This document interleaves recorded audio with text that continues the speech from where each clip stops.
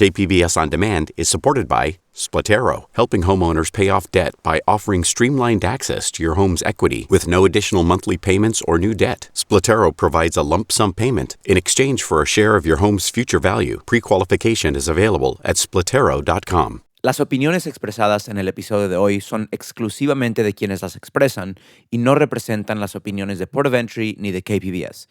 Se recomienda discreción al oyente. Estás escuchando Port of Entry. Hola amigos.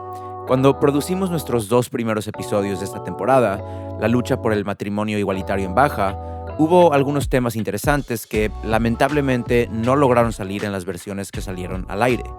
Y pues como no quisimos que se quedaran olvidados en el desván de los segmentos no publicados, creímos que sería bueno tocar estos temas por medio de una conversación entre Meritxell y Alejandro, nuestros 2 protagonistas de la historia de la lucha por el matrimonio igualitario.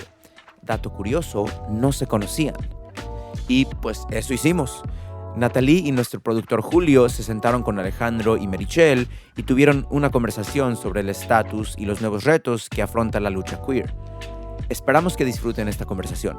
Dale, Nat.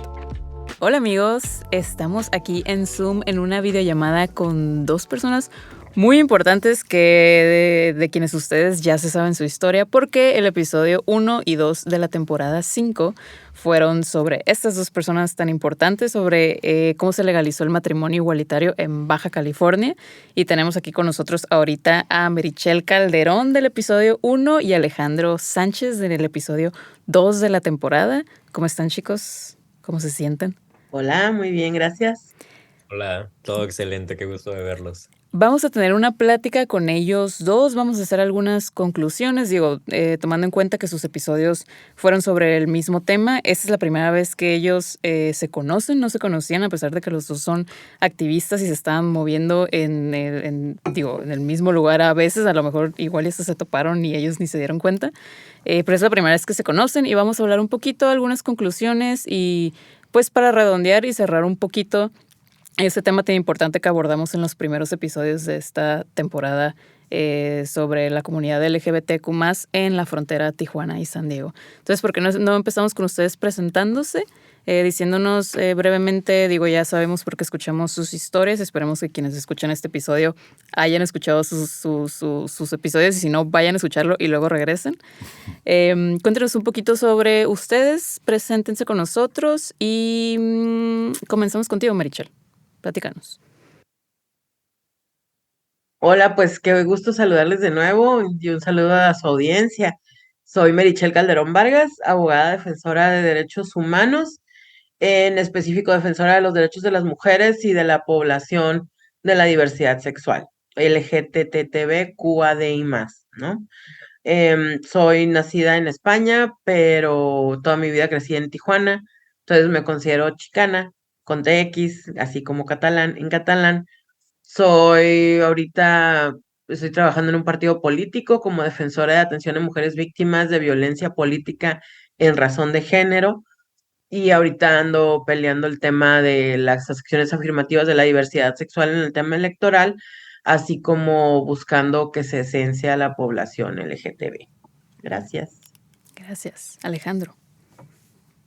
Hola, les saluda Alejandro Sánchez Flores, actualmente estudiante de maestría en políticas públicas en la Universidad de Yale. Les saludo de un cuarto que está en la ventana fuera de mí, enfrentito de mí, está a -5 grados, entonces estoy congelándome, sufriendo, extrañando un poco el clima ideal de San Diego, Tijuana, pero antes de llegar a esta universidad, yo trabajé como analista de políticas públicas en San Diego, Tijuana durante casi 4 años.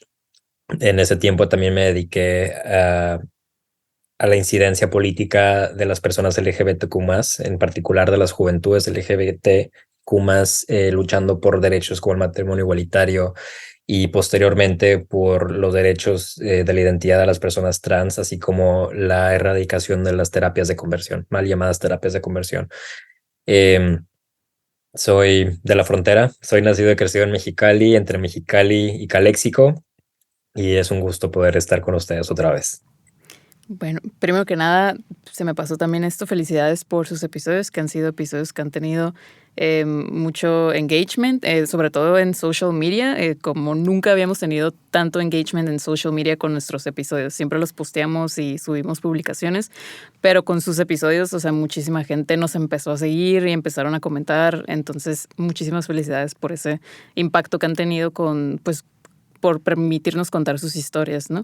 Un pequeño paréntesis. ¡A huevo! Nuestra editora en español, Elma Brandao, una persona queer, que no sabía la historia de cómo se legalizó y dice que ha sido sus episodios preferidos de todo Port of Entry. Entonces estamos muy felices de haber producido estos episodios. Y un saludito para Elma por ahí echarnos la Un mano saludo a Elma. como nuestra editora. Muchas gracias a Elma. Saludos a mi nueva fan. Vamos a... ¿Cómo? Vamos platíquenme un poquito sus perspectivas sobre los nuevos retos que vienen para, o bueno, que más bien la comunidad LGBTQ+ ya está enfrentando en México. Digo, en sus episodios platicamos un poquito sobre estos retos, pero un poco en el pasado. Muchos de esos lamentablemente se siguen enfrentando a esos retos, pero platíquenme un poco más sobre lo que viene y lo que a ustedes les gustaría tal vez comenzar a pelear un poco más para erradicar estos pues nuevos retos que vienen. Vamos contigo ahora, Marichel. Ok, a mí no me gusta hablar de retos porque se me hace como muy de Pedro Infante y Jorge Negrete. Entonces, pero sí me gusta pensar como en la progresividad, ¿no? En avanzar.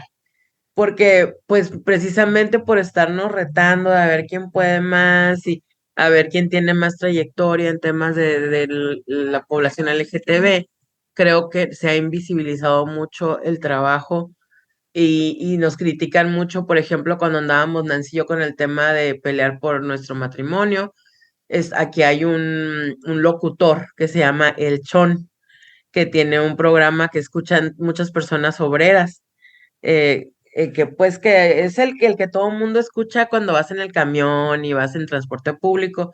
Entonces fuimos entrevistadas bueno, fui a entrevistarme con él y estaba la oficial del registro civil, Alicia Barrutia, en ese momento, y nos entrevistó así como en round, ¿no? Echándonos rounds uno y otro, y pues él me decía como para amedrentarme o como para tirar guasa, ¿no? Ya sabes, como dicen los señores.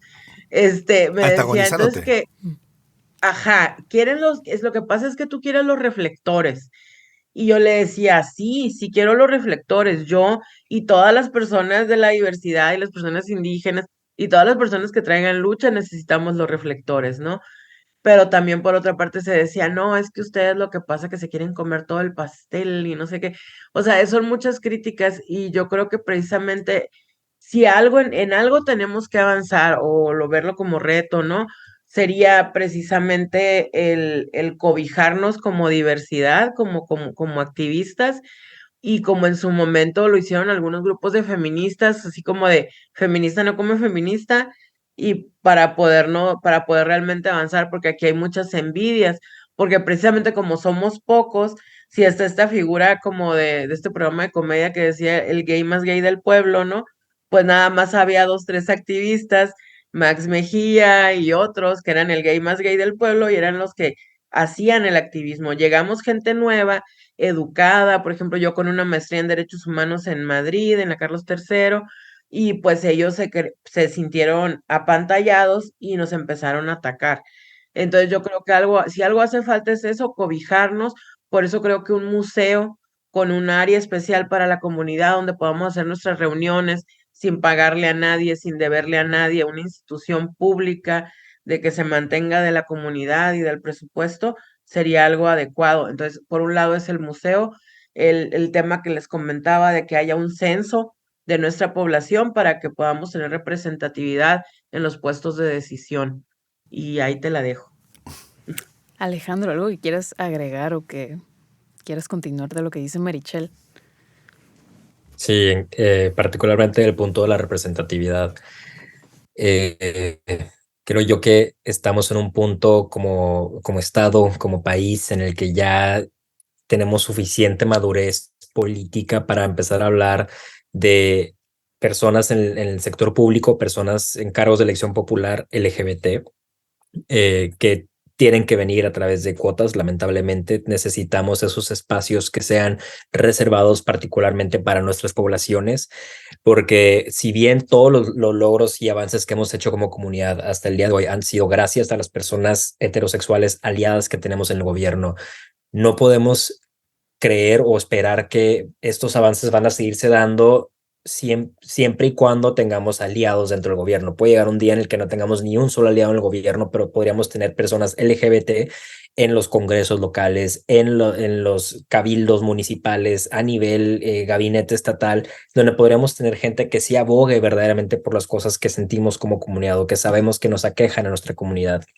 Creo yo que es importantísimo que en las siguientes elecciones sean postulados y postuladas personas de la comunidad LGBT que, como hemos visto anteriormente, desafortunadamente no sea una farsa, que no tengamos representantes que se autoidentifican como parte de la comunidad sin jamás haber hecho nada en su favor y simplemente lo hacen para acceder a estas cuotas y quitarnos nuestros espacios que nos pertenecen como comunidad, que los partidos dejen de postular a gente en esos puestos de elección popular. Y también de retos, creo yo, todavía tenemos pendientes acciones legislativas, por ejemplo, el permitir la adopción de parejas del mismo sexo para menores. Tenemos un rezago enorme en el estado de menores de edad que están en estancias estatales, municipales del DIF, que quieren pertenecer a una familia, que quieren ser adoptados estas infancias, y estamos a la discreción total de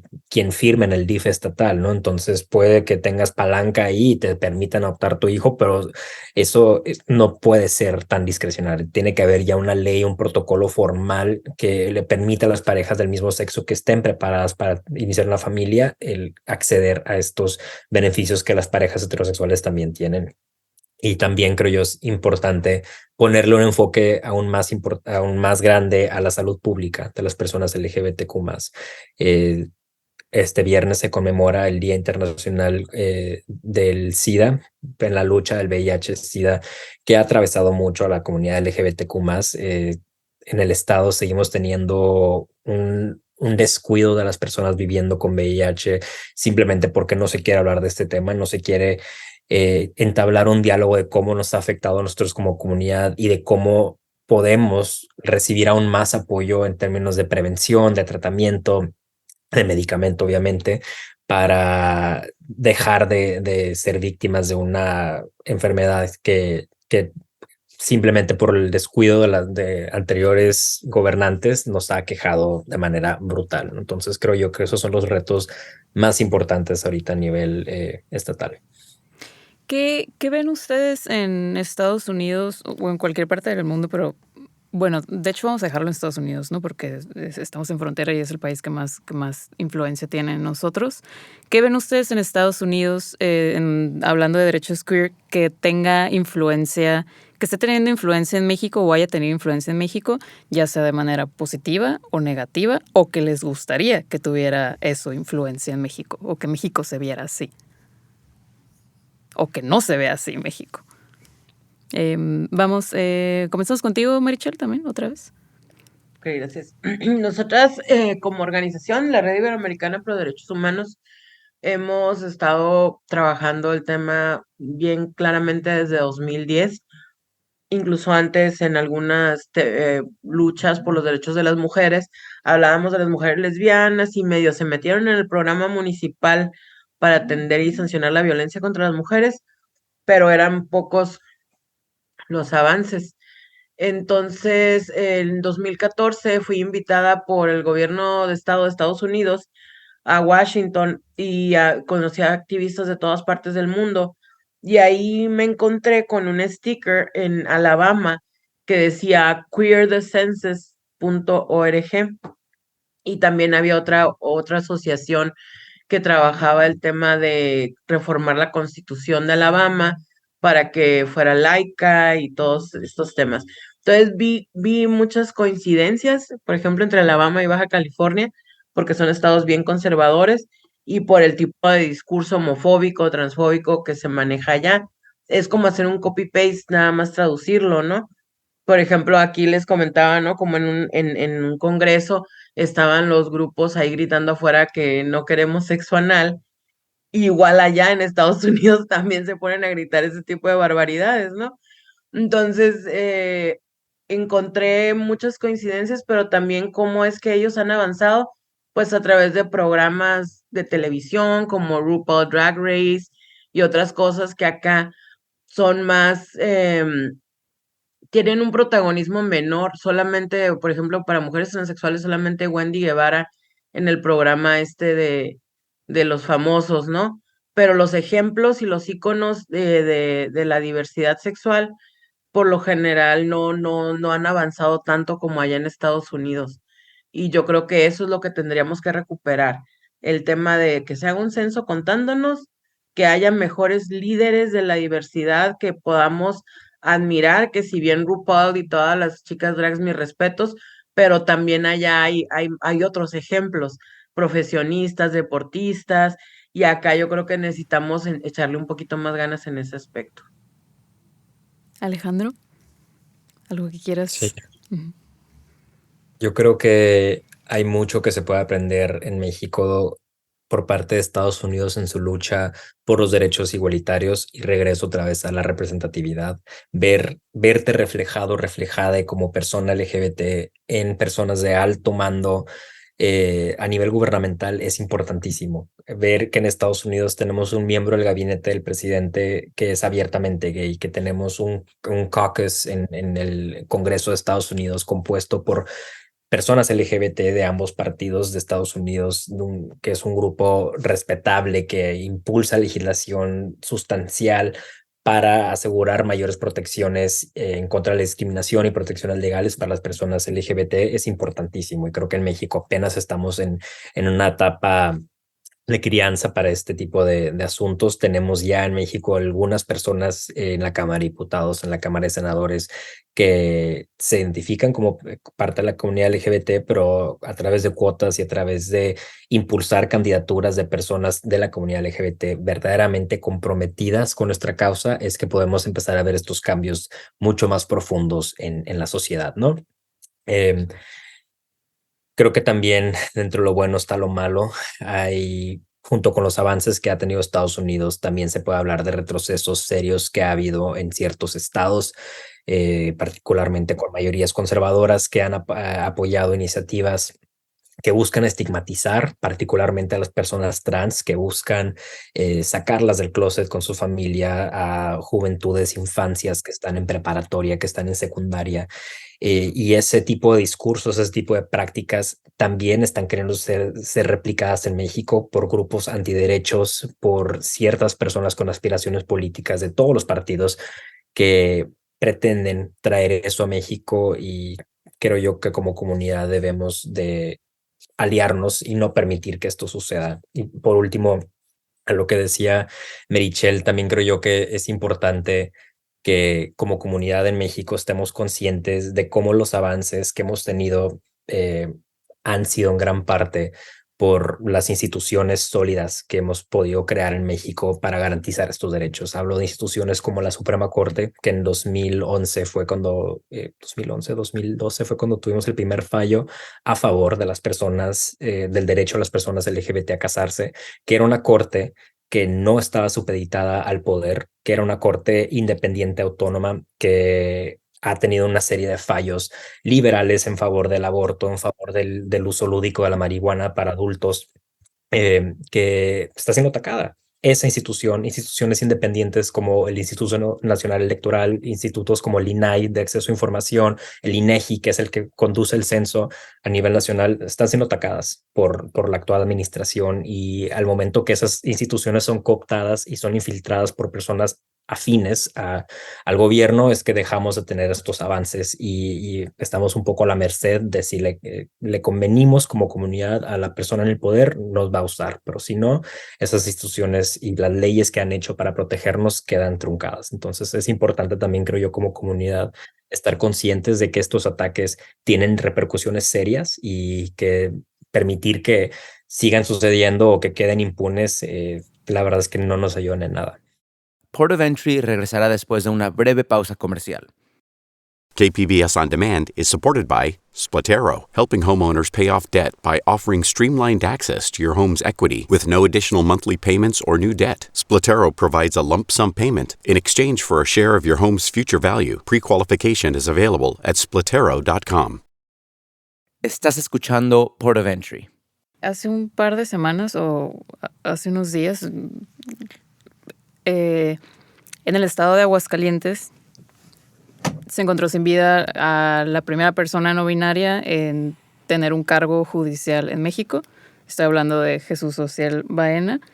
Me gustaría saber qué es lo que su opinión sobre, o qué es lo que quieren que les gustaría decir sobre este caso y qué es lo que dice sobre el sistema judicial en México, esto que sucedió hace, híjole, es que creo que fue hace una semana y media, ¿no? O sea, es algo muy reciente. Sí. Es algo muy reciente que incluso en todo Estados Unidos la noticia estuvo circulando. O sea, no fue, o sea, fue una noticia internacional que estuvo en todos lados y es muy importante. Es para nosotros muy importante escuchar qué pasó por sus mentes cuando se enteraron de esta noticia y qué es lo que tienen que decir sobre el sistema judicial en México. Comenzamos ahora contigo, Alejandro. Sí. Pues, como bien comentas, la comunidad LGBT de México estuvo de luto con el presunto asesinato de Jesús Ociel Baena, el primer magistrado no binario en México. Ociel fue una persona revolucionaria, una persona altamente visible, energética en garantizarnos un lugar a las personas LGBT en espacios de toma de decisión. El espacio de Ociel era el Tribunal Electoral, en donde ella estaba en Aguascalientes, y con esta visibilidad que ella tenía también venían una ola de ataques por parte de sus compañeras en el ámbito jurídico, por comentaristas, por periodistas, pseudoperiodistas mexicanos que simplemente no estaban cómodos con tener una persona tan visible y una persona tan exageradamente queer en estos espacios de decisión, ¿no? Y que sea una persona tan visible. Creo que este presunto asesinato sigue como reforzando los estigmas, la poca seguridad que tenemos las personas LGBT en México. Eso manda un terrible mensaje al resto de la comunidad LGBT de saber que si quieres ser así de visible como lo fue Ociel, si quieres ser así de público y lograr tanto y cambiar tantas mentes como lo hizo Ociel, pues este es un poco el futuro el que te vas a tener, ¿no?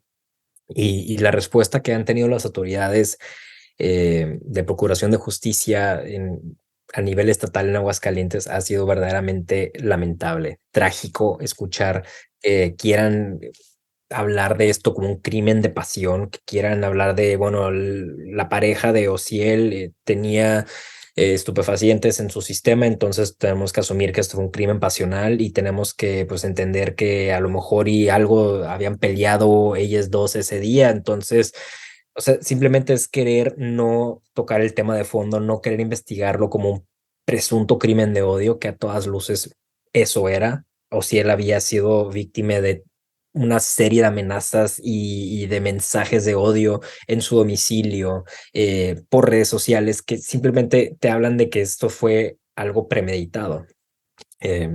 Es lamentable y creo que nos realza a la comunidad en saber que la lucha, por supuesto, no está ganada y tenemos que seguir adelante fortalecidos y acuerpándonos entre nosotros.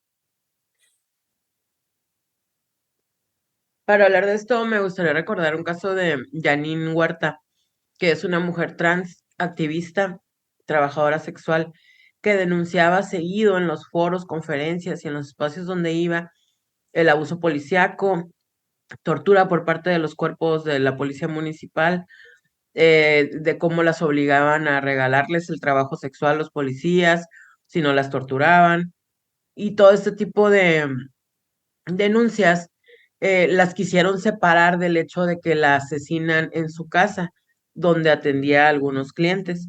Entonces dicen, fue algún cliente y lo dejan como si ella no fuera una activista. De hecho, a la familia le cuesta trabajo recuperar el cadáver de Janine porque no lo clasificaron como hombre o mujer por las características.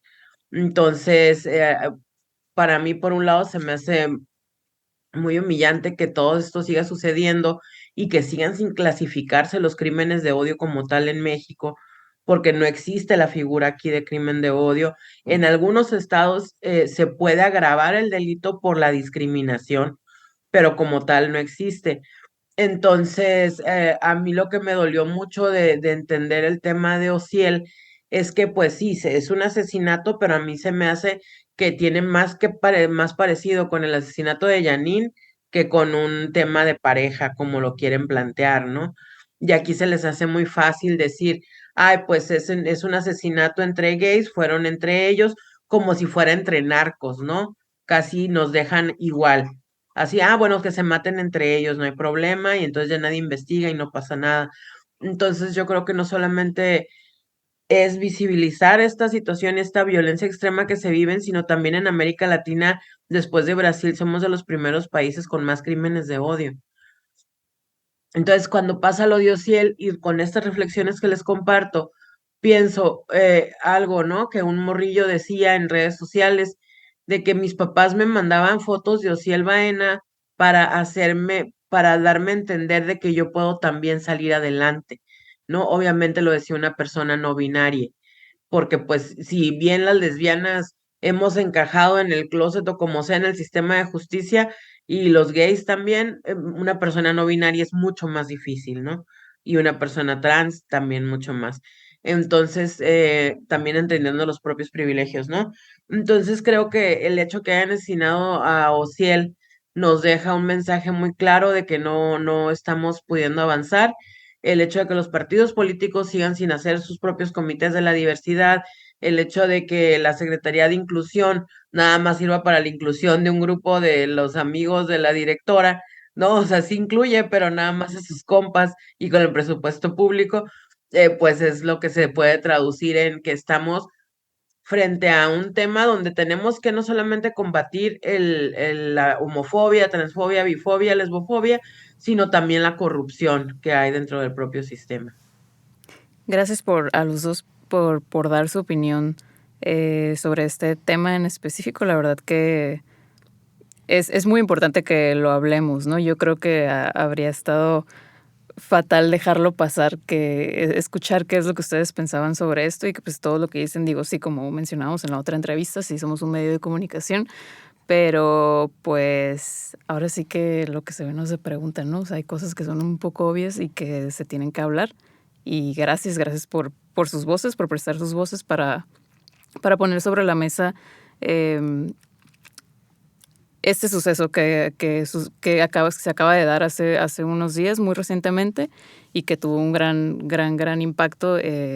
Híjole, no solo deja tú los medios de comunicación, ¿no? Hay muchísimas personas, justo como la historia que nos cuentas, Merichel, de este joven. Justo estaba esperando que la contaras también en español y gracias por decirla. Vamos, porque tenemos el tiempo un poco encima. Por último, algo que se nos quedó, sobre todo Julio, muy grabado de la entrevista de Merichel, que nos hablaba sobre los derechos intergalácticos, ¿no? O sea, derechos del futuro, las leyes incluyentes para el futuro, pero para hacerlo un poco también como más amplio, para que a lo mejor también Alejandro opine un poco sobre eso, puede ser como también tú, Alejandro, o sea, tú, Merichel, que nos platicas un poquito a qué te referías con lo de los derechos intergalácticos y también si quieres tú aportar un poco, Alejandro, podría ser como esa pelea que existe, sobre todo en Estados Unidos y en México, entre el avance y el retroceso, ¿no? Porque obviamente estamos hablando de que derechos intergalácticos nos estamos yendo a futuro, pero lamentablemente avanzamos y luego damos un paso para atrás, ¿no? Entonces, Merichel, primero comenzamos contigo sobre este tema en específico que nos hablaste en tu entrevista. Gracias. Pues mira, los derechos del futuro son los derechos por venir, los derechos de poblaciones que aún tal vez no identificamos como poblaciones vulneradas, ¿no?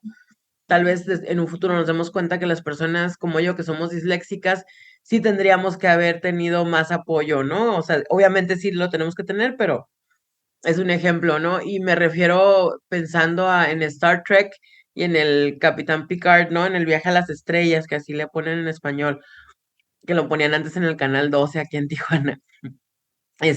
Ahí, ese capitán, pues era francés, era muy derechos humanos, todo muy human rights, y vivían en una federación intergaláctica de planetas. Entonces, pensando, por ejemplo, en el derecho mexicano o en el derecho que ahorita se está viviendo en Estados Unidos, y que ahorita ya consta que existe vida extraterrestre, ¿no? Ya los gobiernos lo están aceptando, pues tal vez ya no vamos a tener que pensar nada más en derechos humanos, sino en derechos intergalácticos, porque pues si vienen otras especies, otras formas de vida sintientes, vamos a tener que reconocer otros derechos y ya no nada más van a ser de seres humanos. Inclusive pensaba en la reflexión de las plantas, de cómo ahorita ya estamos descubriendo, bueno, mi conquistadora bien nací en España, ya estamos entendiendo que las cuestiones de las plantas, que sí son seres más sintientes de lo que esperábamos, entonces tal vez en su momento vamos a tener que tratarlas de manera distinta, las plantas a como las tratamos, ¿no? Que de hecho hay muchas culturas que ya lo entienden así, pero parece que la mayoría todavía no les entra ese rollo, ¿no? Entonces, yo creo que los derechos del futuro van a ser aquellos que busquemos para ir siempre más allá, siempre pensando hacia adelante y no en retrocesos, como lo que pasó con la sentencia de Roe versus Wade en Estados Unidos, no en retrocesos como lo que está pasando ahorita con el tema de Ociel, que están hablando algunos grupos de que las personas trans pues pueden cometer delitos y una serie de irregularidades mentales que están buenas para escribir novelas de ciencia ficción estas senadoras, la verdad. Entonces, yo creo que ahí la dejo porque sí hay mucho que pensar y yo creo que pensar hacia adelante es lo que necesitamos porque hacia atrás, pues a menos de que seas historiador y te quedar ahí en el archivo sobres, ¿no? Pero pues allá encerradito, porque aquí afuera todos queremos ser felices, ¿no? Alejandro, ¿algo que quieras aportar sobre esto? Algo que dice Merichel que resuena mucho en mí es el mirar hacia atrás. Creo que sirve, aunque sea para ver qué tanto hemos avanzado. Creer que hace 6 años, en el 2017, eh, pensáramos que en Baja California, a estas alturas del 2023, estaríamos hablando ya de qué sigue después de los primeros derechos LGBT que ya están en la ley. Es algo magnífico, ¿no? Creo que jamás pensábamos, o yo, una persona así de en ese entonces 23 añitos, viendo que me deparaba el futuro, jamás pensé que esta iba a ser la nueva discusión, jamás pensé que íbamos a encontrar una comunidad que se iba a unir de manera tan fuerte como lo hicimos para luchar por estos derechos. Claro que con nuestras diferencias y con nuestros diferentes objetivos, pero con el mismo sentir de saber que era algo que ya teníamos que hacer en nuestro estado y ahora estamos viendo hacia el futuro. Eso me da esperanza, saber que a lo mejor va a ser con los aliens, a lo mejor va a ser con las plantas, pero en el futuro ya tendremos una nueva lucha que creo yo va a estar basada en la empatía. No esto que hicimos de levantar tantas pasiones y crear conciencia sobre lo que significaba para las personas LGBT que tuviéramos el derecho a casarnos. Creo yo que creó comprensión, ¿no? Entre la comunidad, más allá de la comunidad LGBT, con personas aliadas, con personas heterosexuales y conciencia, ¿no? De cómo puedes usar tu privilegio como persona heterosexual o cualquier privilegio que tengas para incidir favorablemente en favor de una persona que está siendo oprimida, una comunidad que está siendo oprimida. Entonces, primeramente les agradezco KBBS, Natalie, Adrián, Julio, Alan, el apoyo que nos han dado, el espacio que nos han dado para empezar a hacer esta reducción de estigma, de prejuicios en la comunidad en Baja California y por ser parte clave, ¿no? de esta historia que bien dice Merichel que tendremos que hacer un museo algún día. Cuentas con mi apoyo, Merichel, no sé cómo, pero lo vamos a hacer eventualmente, aunque sea una memoria histórica de esto que pasó, no nada más en el 2021 o el 2023, sino de décadas, que tenemos una historia tan rica, queer, del otro lado de la frontera, que nos ha permitido, ¿no? Llegar a este punto de discutir ahora que sigue.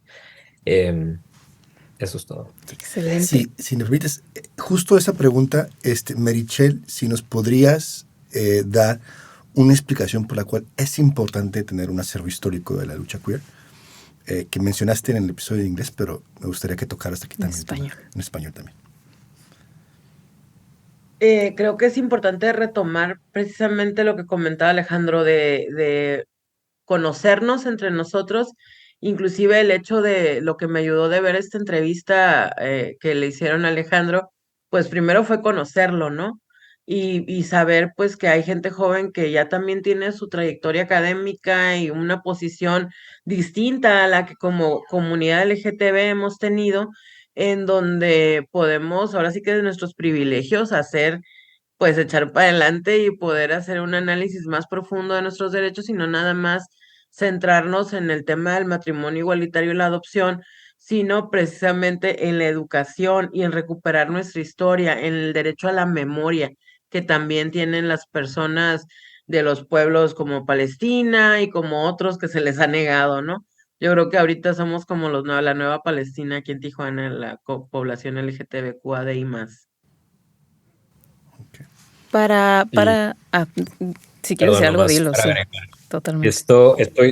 No es algo nuevo, es algo que ya existe en San Diego. Y en Hillcrest existe Lambda's Archives, que es Sí. una sociedad histórica que se ha dedicado durante años en documentar esto en San Diego, ¿no? Porque mucha gente se va por la finta de creer que San Francisco es la capital queer de California, y la realidad de las cosas es que San Diego ha jugado un papel fundamental en la lucha por los derechos LGBT. O sea, desde que Harvey Milk vivió en San Diego, él estuvo como parte de la naval ahí varios años, inició su parte de su carrera política ahí, y Lambda Archives lo que hace es crear una memoria histórica. Han publicado libros, de hecho creo que también en alguno de sus rincones hablan de la historia de Baja California, y un poco más hacia principios del siglo XX, de cuando Tijuana era como así el playground para las despapalles que les gustaba hacer los gringos que no podían hacer en su tierra. Pero pues no nomás se debe hablar de esa parte de Tijuana, o esa parte de la historia de México, sino que hablar de cómo hemos progresado, de cómo hemos sabido tomar las mejores prácticas de Estados Unidos y de San Diego en particular para hacernos una sociedad más libre y más justa. Port of Entry regresará después de una breve pausa comercial. KPBS On Demand is supported by UC San Diego's Art Power, presenting cellist Joshua Roman, performing from his album Immunity, alongside music by J.S. Bach and more, Sunday, June 22nd at UC San Diego's Epstein Family Amphitheater. Reserve your tickets at artpower.ucsd.edu. Estás escuchando Port of Entry. Para despedirnos y cerrar, me parece súper importante, y lo dejo para quien la quiera contestar, de si cuando ustedes escucharon sus episodios, cuando Merichel escuchaste el de Alex el de Merichel, si descubrieron algo que no sabían o algo les impactó. Y Alejandro, sí me gustaría hacer énfasis, me gustaría que contaras en español lo que dijiste en inglés de cuando escuchaste la historia de Merichel cuando estaba en el hospital. Va, lo resumo. Me encantó escuchar la historia de Merichel y de Nancy, sabiendo que había gente que me antecedía a mí en esta lucha, que lo habían hecho contra circunstancias mucho más severas a las que yo me enfrenté. Personas que iban a pararse todos los días en contra de un sistema que sabían que las tenían para perder, que no había manera que se iba a cambiar el sistema, pero aún así con todas las ganas se paraban y luchaban y no desistían, y saber que existía esa gente tan comprometida con la causa a la de ya, era algo que me encantó descubrir, porque nunca había escuchado bien de la historia de Merichel y de Nancy. Fue algo conmovedor, primeramente. Y también cuando en plena pandemia, cuando mis amigos y yo estábamos haciendo esta idea de LGBTT, nos preguntaban A ver, estamos en mayo del 2020. ¿Por qué ahorita en pleno auge de la pandemia mundial del COVID-19 es que creen que se tiene que pelear por este derecho particular? No piensan que hay cosas más importantes por las cuales luchar. Y yo pensaba muy hipotéticamente en, imagínense ustedes que hay una pareja del mismo sexo, dos hombres, dos mujeres, que alguno de los dos está ahorita pasando complicaciones por el COVID-19 y porque no están casados o casadas, porque la ley no lo permite, pues no pueden acceder a estos beneficios que se requieren en el IMSS o en cualquier institución médica, ¿no? Y digo, imagínate algo más grave, o sea, acceder a una herencia, acceder a un testamento de tu pareja, o sea, el matrimonio, por más banal o superficial que pueda parecer, es un contrato civil a final de cuentas, ¿no? Que necesitas tener de por medio para acceder a estos mismos derechos y obligaciones. Y nunca, o sea, me preguntaban, pero a ver, ¿por qué es tan urgente esto? Nunca me imaginé que tan cerca de casa en Tijuana estuviera sucediendo esto, ¿no? Que Merichel y Nancy estuvieran en una circunstancia en la que el matrimonio era la clave para que ellas pudieran sobrellevar este tratamiento y esta estancia en el hospital de manera normal, ¿no? O sea, qué bendición y que ojalá la señora que les haya ayudado, la comadre que les haya ayudado, nos esté escuchando y sepa la parte fundamental que fue en su historia, eh, pero no debemos de depender nada más de la misericordia o vaya del diezmo de quien quiera compadecer de nosotros, sino que tiene que ser algo ya establecido en ley. ¿Algo que te gustaría agregar, Mitchell, del episodio de Alejandro o para cerrar? Sí, refrendar lo que comentaba de la necesidad de un museo, no nada más para que nos reconozcan a las que ya tenemos años trabajando, sino también para reconocer a las juventudes y que las personas jóvenes tengan un espacio donde puedan estar de manera segura discutiendo la historia, los porvenires y los ayeres, y que podamos tener un lugar donde haya un análisis histórico, una pared completa dedicada a qué derechos tenemos ya ganados para que si se nos aparece un Roe versus Wade gay por ahí, pues lo podamos echar para atrás, ¿no? Y ahí va a Muchísimas. estar el muro Merichel y Nancy, ahí va a estar el muro Alejandro Sánchez, van a estar todos nuestros nombres orgullosamente demostrando la lucha que hicimos y un espejo enorme, ¿no? Para que también las futuras nuevas generaciones se puedan ver reflejadas y saber que a ellos les toca. Ahora, a lo mejor en ese entonces Nancy, Merichel y yo ya estaremos un poco más avanzados de edad cuando se construya este museo, pero le va a tocar a la siguiente generación y lo van a hacer muy bien. Pues ya hizo la curaduría Alejandro, ya se armó. Habrá que ver dónde ponerlo. Chicos, nos dicen cómo seguirlos en redes sociales y si tienen lo que tienen, lo que sea que tengan en puerta. Bueno, o si tienen algo en puerta y nos quieren platicar de ello. Y si no, que nos digan sus redes sociales para que los sigan. ¿Yo? Vas, Marichel. Ok.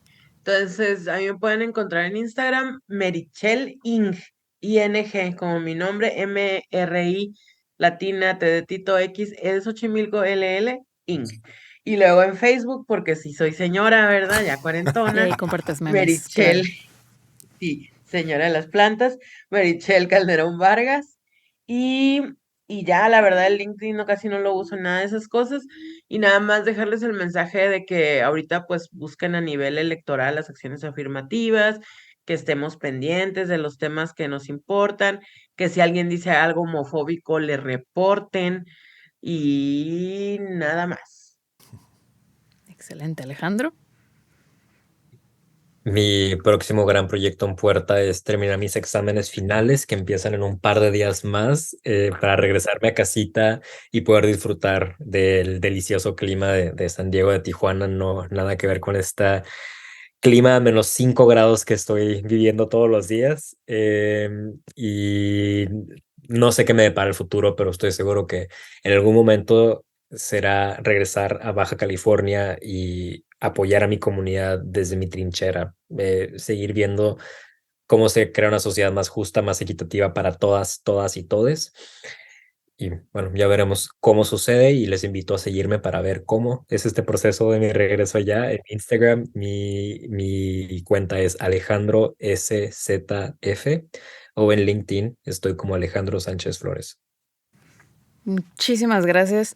otra vez. Julio, ¿quieres decir algo? Sí, nomás quiero felicitar a Meritxell, Alejandro y obviamente a los tantos activistas que vinieron antes de ustedes y vinieron después. Han cambiado el panorama y el paisaje legal gracias a sus esfuerzos, sus sacrificios.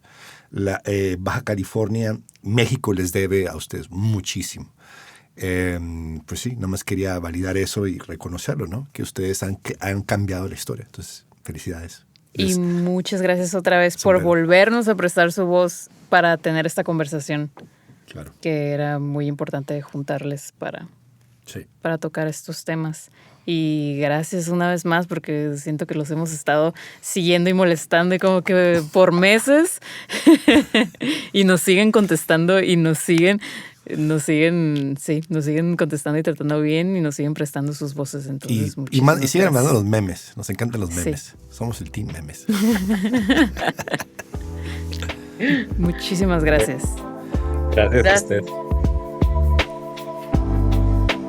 Este episodio de Port of Entry fue escrito y producido por Julio César Ortiz Franco. Adrián Villalobos es el productor técnico y el diseñador sonoro. Alisa Barba es nuestra editora.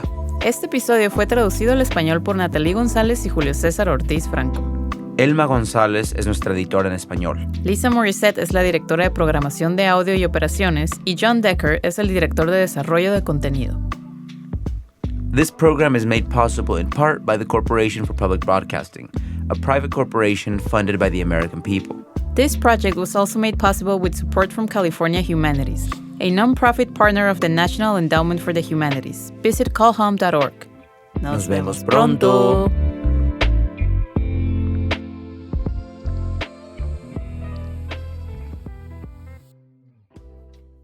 KPBS On Demand is supported by UC San Diego's Art Power, presenting cellist Joshua Roman, performing from his album Immunity, alongside music by J.S. Bach and more. Sunday, June 22nd at UC San Diego's Epstein Family Amphitheater. Reserve your tickets at artpower.ucsd.edu.